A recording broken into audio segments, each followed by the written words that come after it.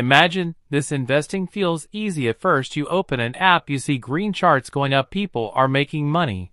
And it looks simple, like all you have to do is put money in and watch it grow.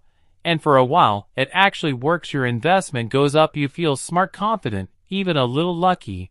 But then something changes. The market slows down, prices start falling, and suddenly that easy money starts disappearing. Now, instead of excitement, you feel fear. You keep checking your phone, hoping it will go back up, but it keeps dropping.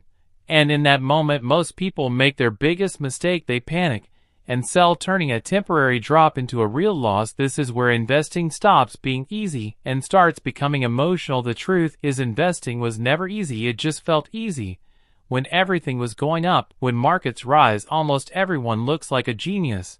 But real investing begins when things go down. That is when discipline matters more than confidence. Most beginners think success comes from picking the right stock, but in reality, it comes from controlling your behavior. Fear makes you sell, greed makes you buy at the wrong time, and impatience makes you chase quick profits instead of building long-term wealth. Imagine planting a tree. You do not expect it to grow overnight. You give it time, you water it, and you trust the process. Investing works the same way, but most people keep digging it up every time the market moves, and that is why they fail. The deeper truth is, you do not lose money because of the market. You lose money because of your reactions to it. So, before you invest, understand that ups and downs are normal. Stop chasing easy money, focus on long-term growth, and most importantly, learn to control your emotions, because the moment you stay calm when others panic is the moment you stop losing and start becoming a real investor.